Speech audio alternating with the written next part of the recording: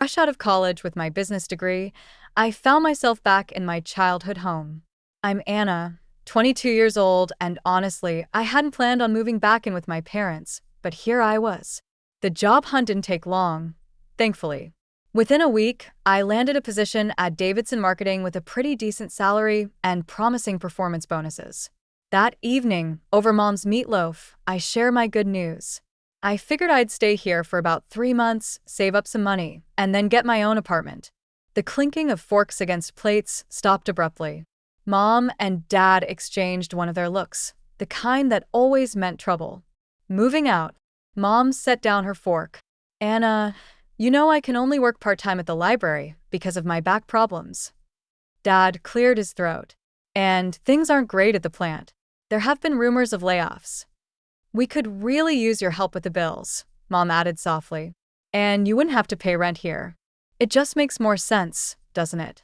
I stare at my half-eaten meatloaf, feeling trapped. They had a point, sort of, and they were my parents after all. I guess I could stay longer. Life fell into a routine after that.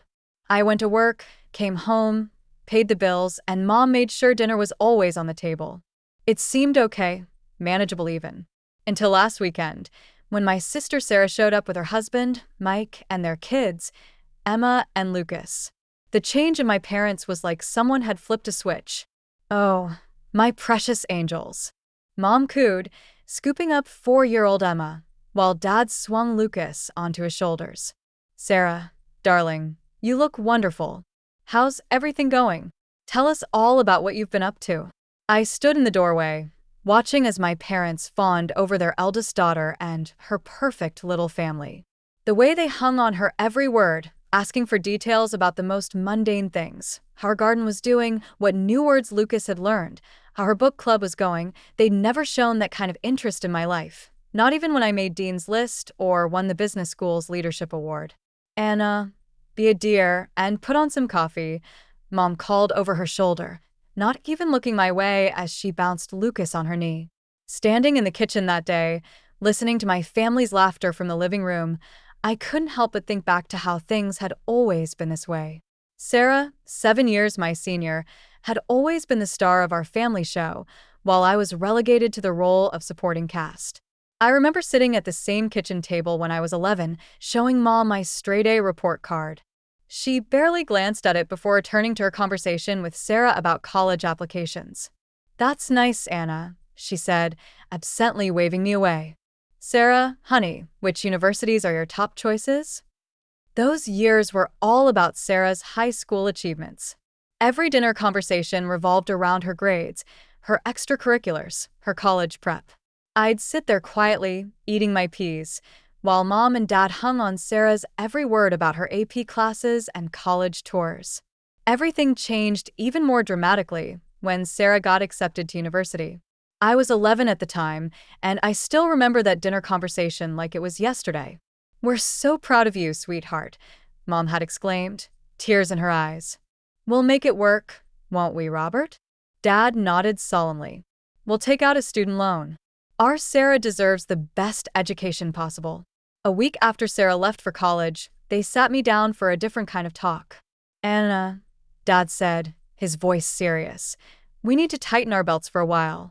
The loan payments and Sarah's college expenses are significant. That's when things really changed. While my classmates got new phones every year, I kept my old flip phone until it literally fell apart. When I needed new clothes, we went to thrift stores instead of the mall. Christmas gifts became practical items like socks and school supplies. But they never forgot to send Sarah money. Your sister needs to focus on her studies, Mom would say as she wrote another check. We can't let her feel stressed about money. I learned my lesson early. At 15, I joined every club and academic competition I could find. I stayed up late studying, not just for good grades but for perfect ones. I wrote essays for scholarship competitions until my hands cramped because I knew there would be no student loans for me if I paid off. I got a full scholarship to State University, and I still remember the look of relief on my parents' faces when I told them they wouldn't have to spend a dime on my education. Meanwhile, Sarah graduated, got a job in Brighton, and quickly married Mike, her college sweetheart. Within 2 years, She had Emma, and Lucas followed shortly after. My parents were over the moon. Their perfect daughter had created a perfect family. Now, every monthly visit turned into the same routine. Sarah and Mike would show up with the kids, and before I could even say hello properly, Sarah would be planning her weekend. "Anna, you'll watch Emma and Lucas while we go shopping, right?"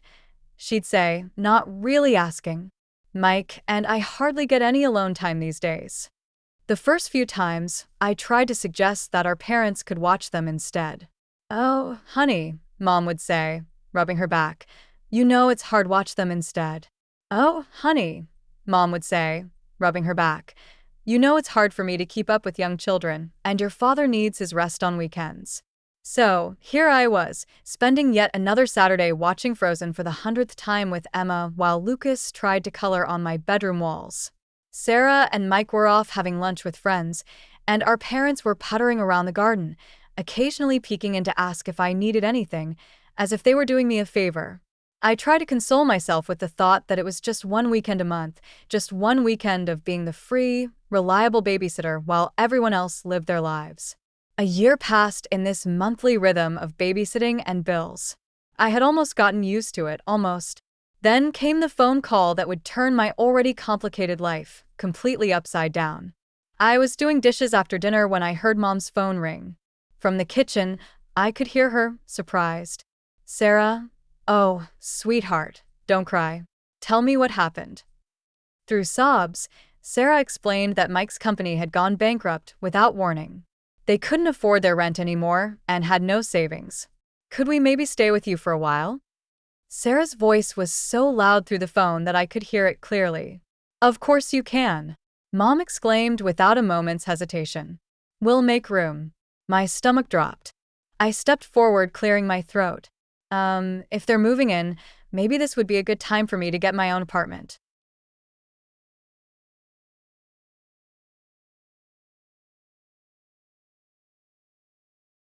You'd think I'd suggested burning down the house. Mom looked at me like I'd lost my mind. "Anna, don't be ridiculous. There's plenty of room for everyone." "But we're family," Dad said firmly. "We stick together during hard times." They arrived the following weekend with 3 cars full of belongings. I spent Saturday morning moving my things into what had been our storage room, the smallest bedroom in the house, barely big enough for a twin bed and a dresser. My old room, which was twice the size, became the kids' nursery because the children need space to play. Emma, now 5, and 3-year-old Lucas treated the entire house like their personal playground. They ran up and down the hallways, screaming and laughing, while Sarah watched TV at full volume or held loud phone conversations with her friends about how difficult this transition was for her. "Emma, Lucas, keep it down." I'd call out when they burst into my room for the 10th time, scattering my work papers everywhere. "They're just playing, Anna," Sarah would say dismissively, not even looking up from her phone. "Don't be such a grouch." After work, all I wanted was to relax in my room, maybe read a book or watch something on my laptop. Instead, I got to listen to Baby Shark playing on repeat through the thin walls, punctuated by the constant thump of little feet running back and forth and Sarah's loud laughter at whatever show she was watching downstairs. Mike spent his days supposedly job hunting, but mostly I saw him sitting at the kitchen table, scrolling through his phone with a worried expression. "The job market's tough right now," he'd say whenever anyone asked, "but I'm sure something will come up soon." I lay in my tiny bed each night, staring at the ceiling, listening to the chaos that had become my home, and wondered how I'd let myself get trapped in this situation. But every time I thought about bringing up moving out again, I remember my parents' reaction and kept quiet. The first utility bill after Sarah's family moved in hit me like a punch to the gut. I stood in the kitchen, staring at the numbers that were almost double what I usually paid. The water bill alone had skyrocketed, not to mention electricity and heating. Looking at my bank account, I realized that my dreams of saving for my own place were quickly evaporating. That evening at dinner, I decided to bring it up. "So, about the utility bills," I started, pushing my peas around the plate. "They doubled since last month. I can't keep covering all the bills by myself anymore. It's taking almost my entire salary." Sarah's fork clattered against her plate. Are you seriously complaining about money right now and Mike, and I have lost everything? I'm not complaining. I just think we need to figure out a fair way to. I can't believe how selfish you're being. Sarah's voice rose. We're going through the hardest time of our lives, and all you care about is money. Sarah's right, Anna. Mom jumped in. Family helps family. That's what we do. Dad nodded solemnly. Your sister and Mike need our support right now. This isn't the time to be counting pennies. I looked down at my plate, swallowing the words I really wanted to say. Fine. Never mind. A week later, Mike finally got a job at an insurance company. It paid less than his previous position, but at least it was something. I thought maybe things would start getting better. I was wrong. It's so hard being alone with the kids all day. Sarah started complaining almost immediately. Mike leaves at 8 and doesn't get back until 6. I never get a break. Then it started small requests at first. Anna, could you watch the kids for an hour while I run to the store? Anna, would you mind keeping an eye on them while I take a shower? Before I knew it, these small favors had snowballed into something much bigger. I'd come home from work to find Sarah already dressed up to go out. Oh, good, you're home, she'd say, grabbing her purse. Mike and I are meeting friends for dinner. Emma and Lucas already had their snack, but they'll need dinner in an hour. We'll be back by 10. Weekends became my personal nightmare. Sarah and Mike would casually announce their plans on Friday evening, a shopping trip, lunch with friends, a movie date, leaving me with the kids for hours. Mom and Dad conveniently started visiting relatives more often, usually disappearing right after Sarah and Mike left.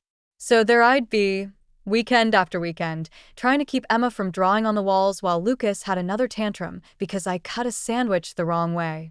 I'd spend my Saturdays cleaning up toys, making mac and cheese, and watching endless repeats of children's movies. By Sunday night, I'd be exhausted, my house would be a mess, and I'd still need to cook dinner for everyone. One evening, after a particularly exhausting weekend of childcare, I finally worked up the courage to say something at dinner. I need to talk to you all, I said, setting down my fork. I'm really tired. This situation with the childcare isn't working for me. Sarah's head snapped up, her eyes narrowing. What do you mean? Isn't working? Are you saying you don't want to spend time with your own nephews?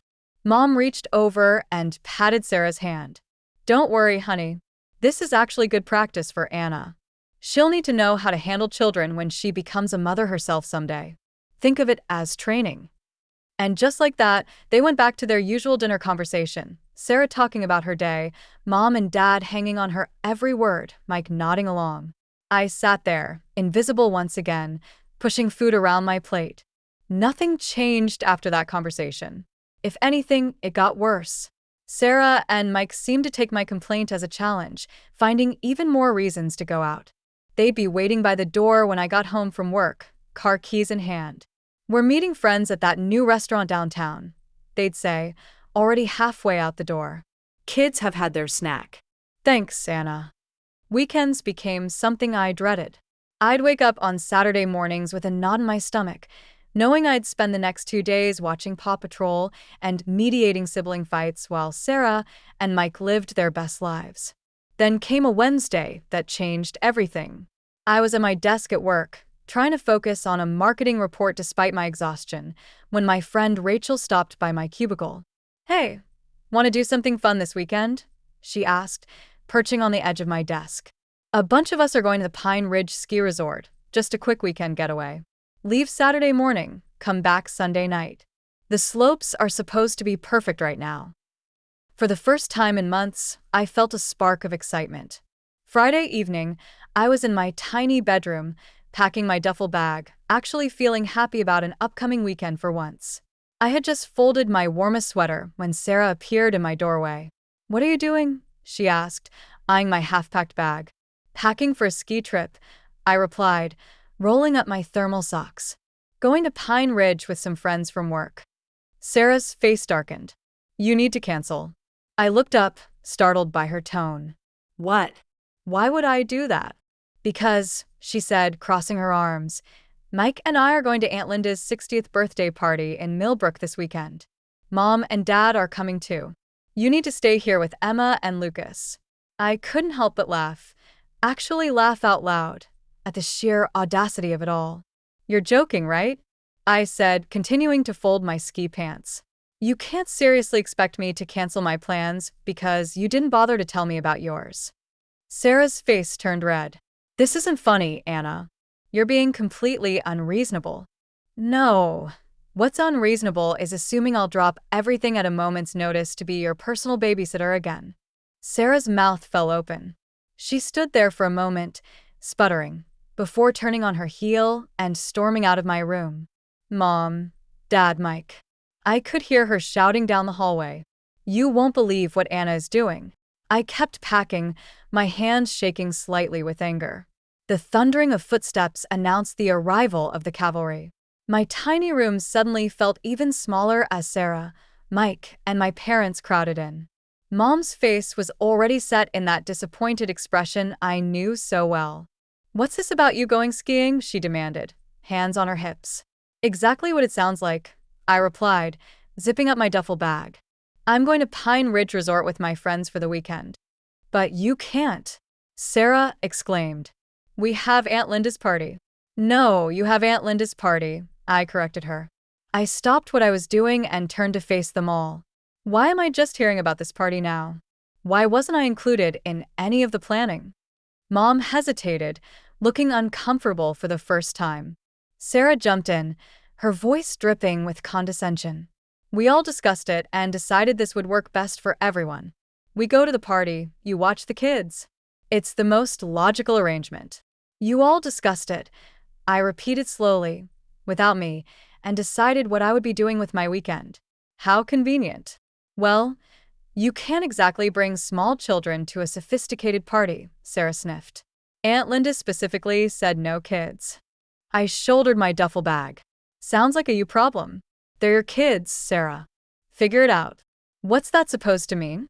Mike finally spoke up, frowning. It means exactly what it sounds like. I have plans. I'm going skiing. Your children are your responsibility, not mine. If you can't bring them to the party, either don't go or hire a babysitter. A babysitter? Sarah screeched. With what money? Again, not my problem. I turned to face them all, suddenly feeling stronger than I had in months, maybe years. Let me make this perfectly clear. I am going skiing tomorrow. I am done being your free, convenient babysitter. I'm done having my weekends hijacked, my plans ignored, and my life treated like it doesn't matter. If you need childcare, Sarah, that's your responsibility as a parent. Stop assuming I'll always be there to pick up your slack. The silence that followed was deafening. They all stared at me as if I'd suddenly started speaking in tongues.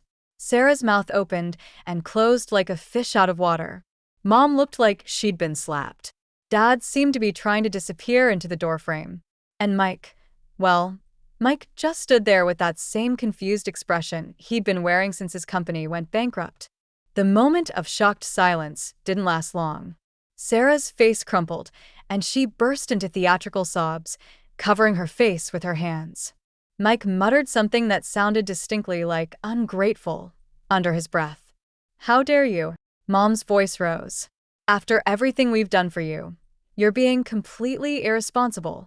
Selfish, Dad chimed in, shaking his head. Absolutely selfish. I stood there, my duffel bag still over my shoulder, watching my family turn into a Greek chorus of accusations. The words washed over me. Selfish, ungrateful, inconsiderate, immature, each one meant to cut deep, to put me back in my place. Then Mom delivered what she clearly thought would be the knockout blow. If you walk out that door tomorrow, don't bother coming back to this house. To everyone's surprise, I burst out laughing, not a nervous giggle, but a full, genuine laugh.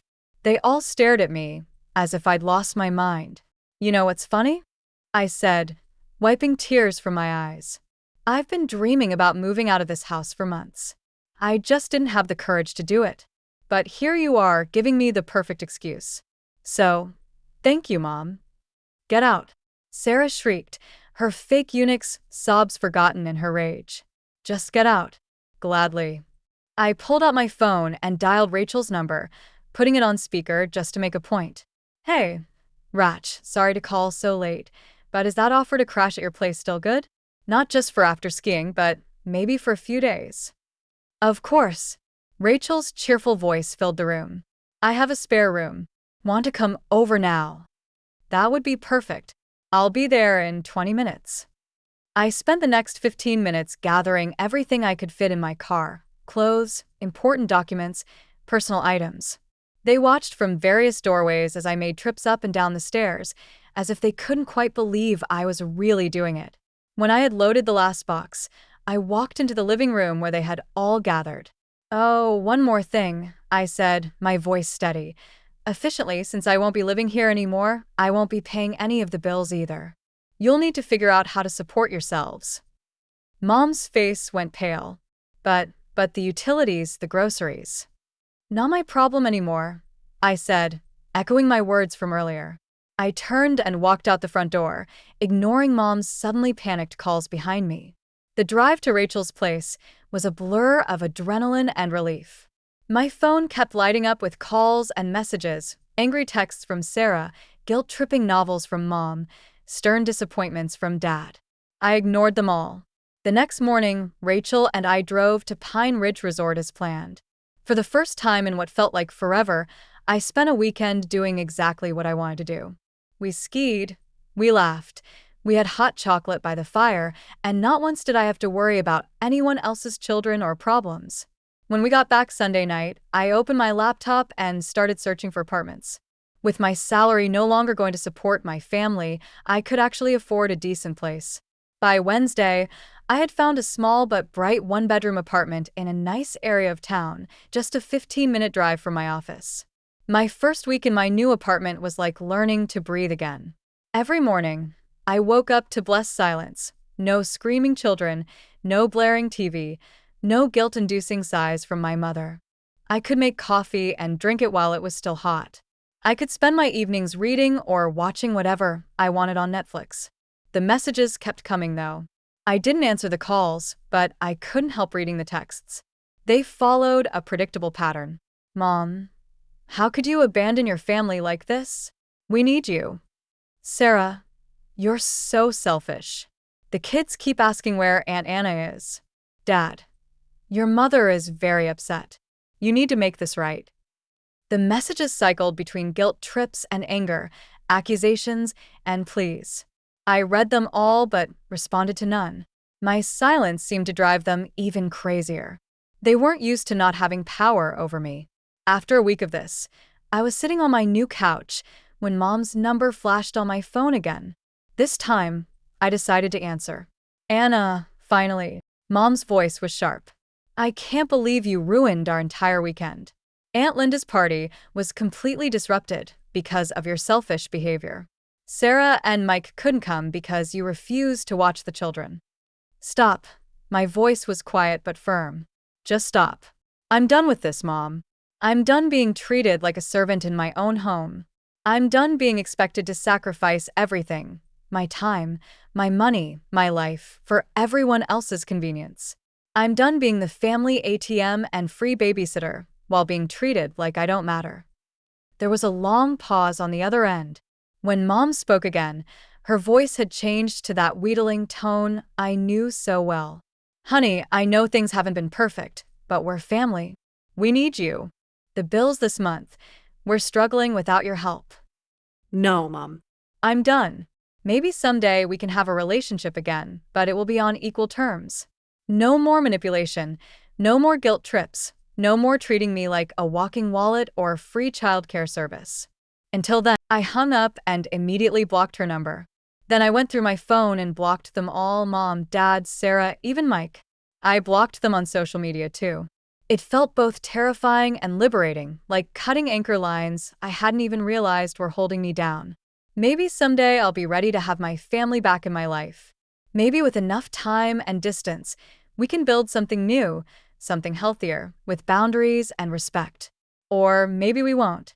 Either way, I'm done sacrificing my own happiness and well-being to meet their endless demands.